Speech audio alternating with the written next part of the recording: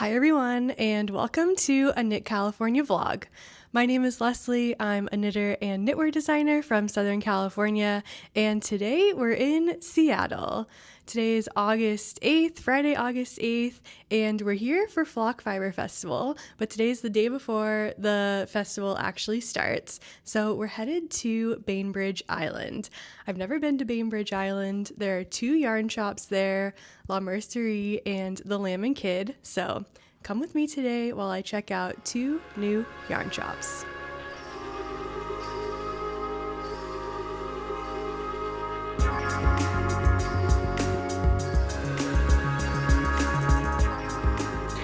Here's our outfits for the day. I didn't plan this sweater with it's just temporary. But we're both wearing Midland cardigans, and then I'm wearing a Palm Springs tank. I'm wearing a shirt from Costco. But they're both blue, so we match. Yeah. And we're bringing our flock totes. Where's my Labubu? There she is. Hold on.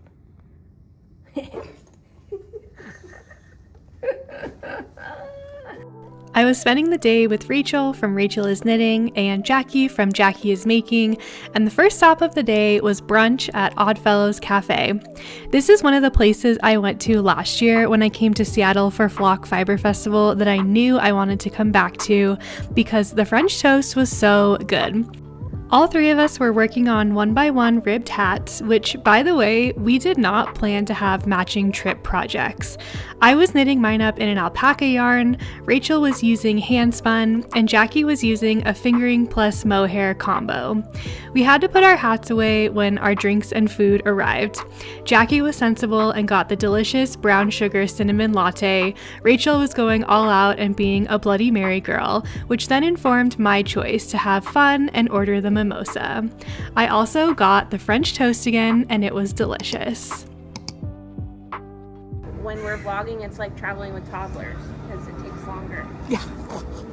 That's us. That's us. Yay. Right next to Oddfellows Cafe is a bookstore called Elliott Bay Book Co, which I didn't realize was there, but Rachel clocked it right away and said we had to go inside and check it out, so who were we to say no? It was a super cute bookstore, and I had fun looking through the romance and fantasy and romantasy sections and telling Jackie about all the books I had just finished reading and which ones she should read next. I also bought a cute Pacific Northwest sticker here that I'm going to stick on my big suitcase.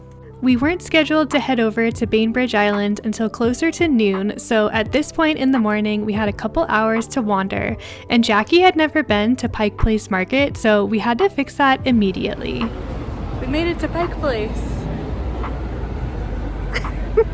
You know what happens at Pike Place. You take some photos with the public market sign, get photobombed by a random lady, walk through all the market stalls, look at the pretty flowers, and then you go watch them throw a fish around. Yeah!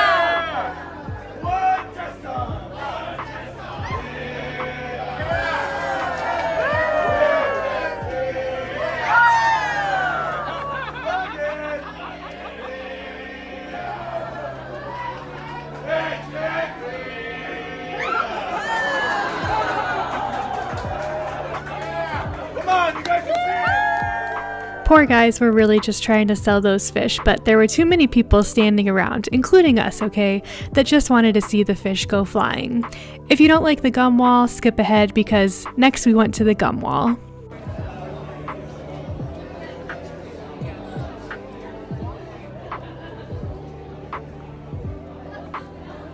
We're at the gum wall, and we're here to add to the gum wall.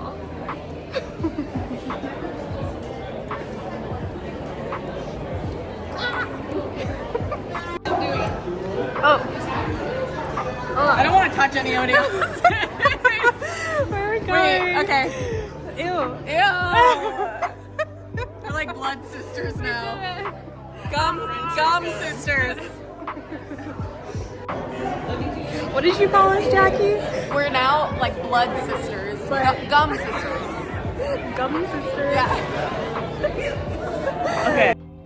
The gum wall is a classic Seattle tourist stop, and I love fun little kitschy places like this, even if it is a little gross.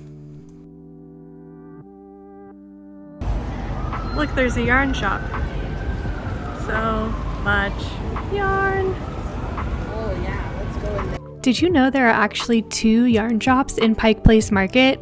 This one that we went into is called So Much Yarn, and there is a second one called Yarn Dragon that we did not make it into. I didn't purchase anything here. To be completely honest, the yarn in this shop for the most part just isn't for me, and that's okay. All yarn shops carry different yarns for different customers, and this one just doesn't fit the type of yarns that I typically use. However, Rachel picked up some Malabrigo Rios in the color Pisces, which I also have a sweater quantity of, so we are trying to figure out a pattern to make matching sweaters in that. We made the short walk from Pike Place Market to the ferry terminal a little bit early so we could get our tickets and sit for a little bit before heading over to Bainbridge Island. The ferry terminal was really nice and pretty easy to navigate, but the part where we actually had to scan our tickets to get onto the ferry was kind of a nightmare. Everybody lines up, but not in actual lines, in like a giant crowd of people in front of the ticket scanners.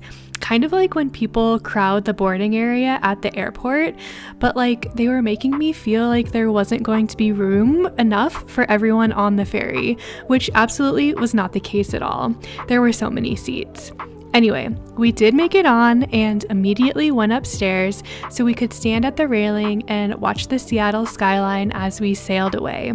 It was such a nice day out, we couldn't have asked for better weather. I was really hoping to see some wildlife while we were on the ferry. I don't know, maybe a seal or a sea lion or an orca, but we were not lucky. But we did have a fabulous view of Mount Rainier. Getting off the ferry and navigating to La Mercerie and the Lamb and Kid was super easy. Pretty much everyone walks off the ferry and in the same direction, so it was really easy to just follow the crowd. And once you get to the main street, both yarn shops are within like half a mile of each other on that main street. The Lamb and Kid is super close to the ferry terminal to the right, but we decided to head to the left to La Mercerie first because we were planning to meet people at the Lamb and Kid later in the afternoon. Okay, you know we were here on a yarn festival weekend, so get ready for a full house. The shop was crowded. I would love to come back someday when it's not a festival weekend to really be able to spend uninterrupted time in this shop. Remember how I said earlier that not every yarn shop is for every person? Well, La Mercerie is for me. And you can make your own conclusions about what that says about me, but just keep them to yourself. LOL. Okay, thanks. I loved the way they had different yarns displayed here. They have the wall of knitting for Olive, which I had seen on social media before, and yes, it was just as beautiful in person. At this point in my knitting journey though, I've tried almost every Knitting for Olive base, so I didn't need to spend a ton of time over here. They had a lot of Bichet Bouche yarn, and I loved these pull-out shelves. I've never seen these in a yarn store, and I think they're really cute and functional. Walking around this shop was like color overload on every wall and every table. There was a small living room set up in the middle of the store with a couple of comfy chairs that looked so nice to sit and knit in. And not in use on this day, there was also a table in a room off to the side that they could probably use for classes or get-togethers. One of my other favorite tabletops was the button organizer. I spent a good amount of time combing through these to pick out some new buttons for my button stash, and also just watching other people pick out some of their favorites as well. I ended up getting some gorgeous shell-like buttons and some super cute retro star baby pink buttons.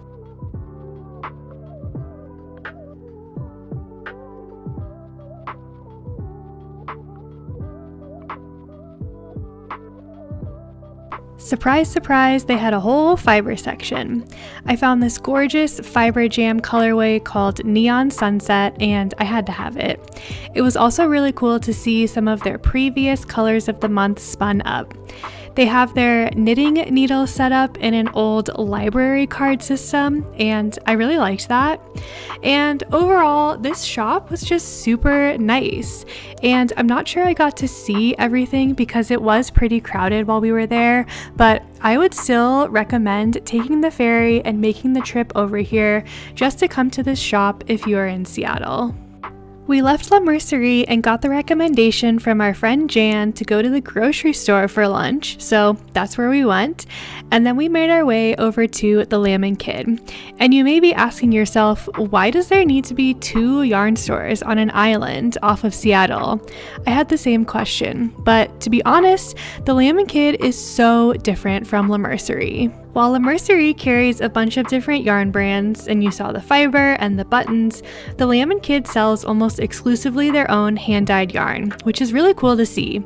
They have a ton of different bases in every weight you could want.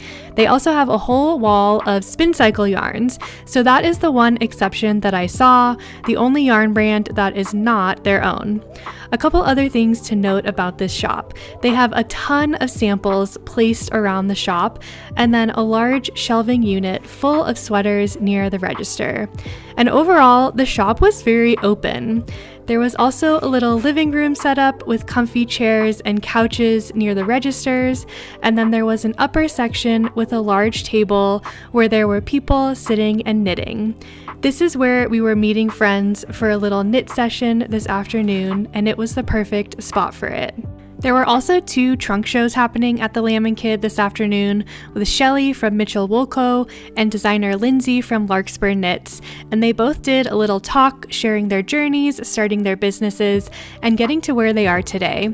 And we had no idea that this was going to happen, but I was really happy to be there for it.